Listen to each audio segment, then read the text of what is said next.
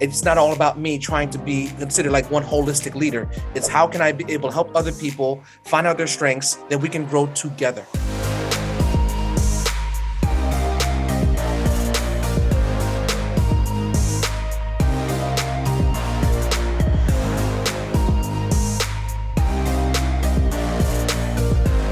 Josue, nice seeing you today. I'm excited for our conversation because I actually want people just to get to know you.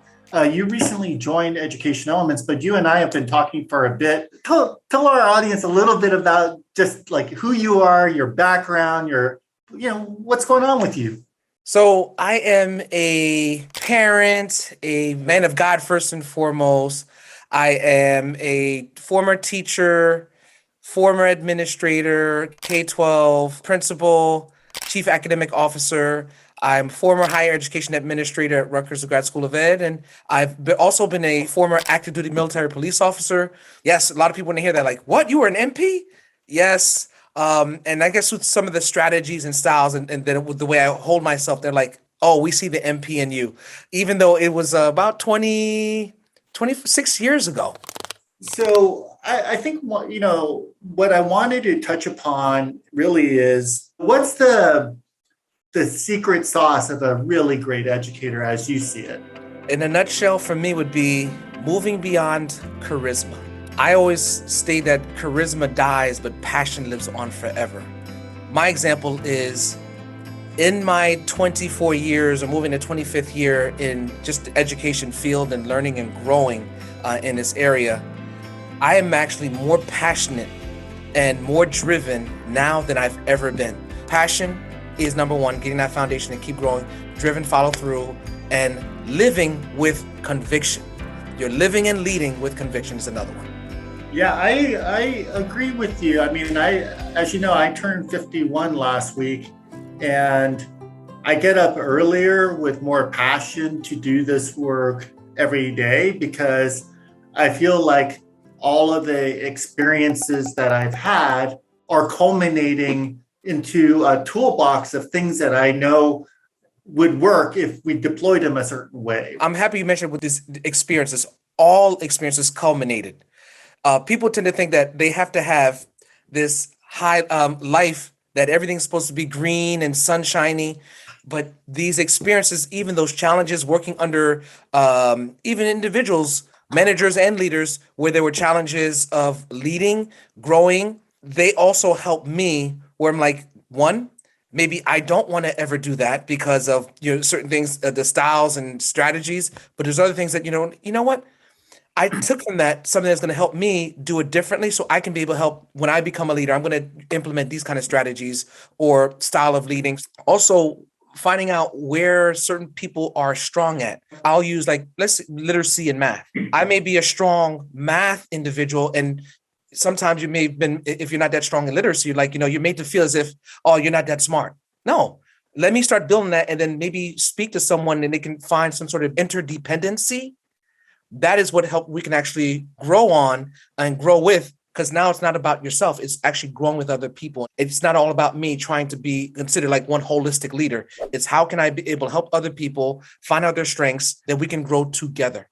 Right. And I think that you bring up an interesting point. Like a lot of times when we're doing work and in school systems, we don't think about integrating multiple experiences. People talk about job embedded PD, where you could actually do your job and get PD at the same time.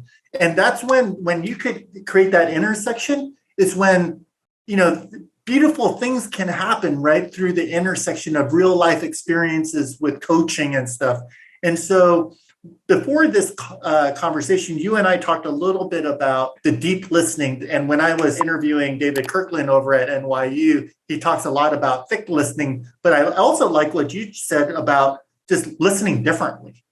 Can you talk a little bit about that? Because I think right now we're embedded in some of the routines and habits that we have about what we listen to and how we listen. And I think it'd be worthwhile talking to this audience about reflecting and re-looking at, reimagining how we listen to the people around us. We talk using the terms, even this fixed versus growth mindset. So we got to go there first and foremost.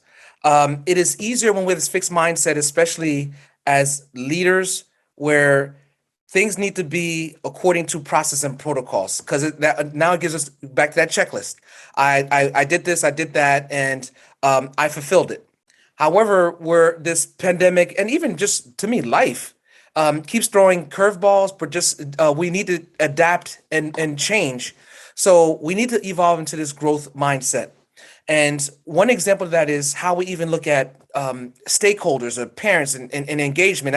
My example would be more about family involvement. And what we used to say about families in certain locations, not all, and this is speaking generally, but in my 24 years in education, this is what was constantly stated as far as certain communities, they will say that parents are not involved, but yet how did you go out there to listen differently to the needs of those parents about even time and platforms to be engaged? And if you're not able to listen differently to be able to show, first of all, display yourself as an active listener, then the situations never change.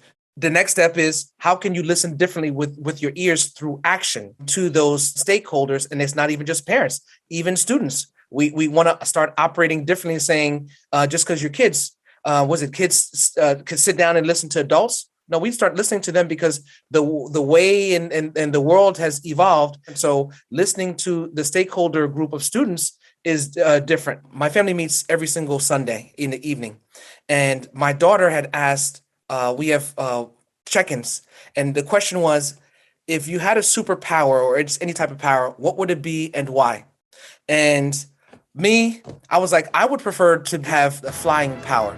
I mean, I just anything that just gets me going and I just want to be there, I just get up and just fly and go away and I could pretty much be there and be by myself. But my sister, who is counselor, social worker, had said that she wishes she had the superpower of empathy. And I'm like, go deeper with that. Her explanation was she would like to be able to touch people and them to see and feel, even if it's for a short moment, someone else's pain or challenge. And therefore, that will help change the world. And I use this example for this question because when we just try to impart ourselves something that was more actually dictatorial, because you can't fit within my timeline, my time constraints, then you're not going according to. We don't know what those families are going through. So I would wish the power of empathy for these leaders, even myself, but my former self, to do things differently. So that way we can be able to not only get people more engaged, but then we can actually better help not just the community, but also the students simultaneously. How can educators and leaders work together and bring their whole self and move the work forward, which is, educating our future generations and transferring the knowledge we have so that they could do something great? I'm going to go one of the very first steps of the competencies of SEL. It's not just a school system, but individuals need to be aware of themselves. You're unable to really reflect and grow, feel confident, and support or manage someone else if you can't manage yourself. So to me, that would be number one.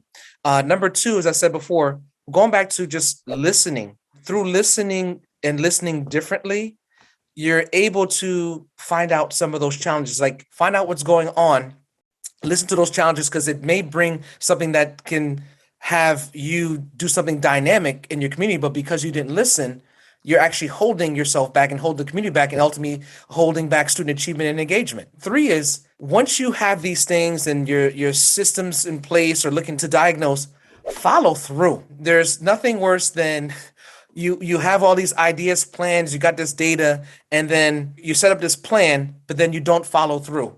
That just leads to people saying, I don't trust you. Over the next thing, as far as developing the trust, is being convicted and follow through so that people can trust you. And then, regardless of whether they agree with you or not, but this person, they'll say that, he or she, they set up these plans, they did the work, they set up these goals, but they followed through. I know where he or she stands. They listened. And even more so, because they know themselves, they stayed the course. And that course was listening and working together interdependently, supporting, guiding, and even holding people accountable. I totally agree with you. And especially the follow through piece, because, quite frankly, I would rather be with a leader who has one thing or two things that they follow through on versus a leader that has 10 things that they never follow through on, right? Because after they follow through on the one or two things, they could move on to the next one or two things instead of spending all this time on 10 things that never get done. And so thank you for sharing that. And the last thing I would say, one thing I did learn, and actually Zoom, I'm going to give credit to Zoom on this, is one thing I noticed is Zoom forces me to listen better because we can't talk over each other like we were sitting in person. And if I started talking and you started talking just now, we wouldn't actually hear each other. And so what actually I found over the course of the year, Zoom helped me do is allow for me to listen until you're done, and then I could interject. And I found that creates just that extra little bit of patience in me before I blurt out something that I think you're saying, right? That's powerful. I actually experienced that because in person, when people are they start talking, but then they stop because you keep interrupting, and they're waiting for you. But it's like as eventually if they keep waiting for you enough, they see that you if you're hopefully reflecting on yourself, as I said before, you realize you start dominating conversations that you're probably there to be listening to people. And that's something that we need to be mindful of. Are we really hearing? Not because hearing does just listen. It's just hearing, but listening, actively listening, you need to actually hear people and then be able to make some actions. But if you're not even hearing them, there's no way that you can actually listen, which you can't actively listen to impart any change to do something different. Yeah, that's excellent. Thank you so much, Josue. I enjoyed this conversation. I actually learned a ton from our conversation just now. And so thank you for that. And I'm excited to continue the work with you and the experience that you bring to our organization. Thank you for having me.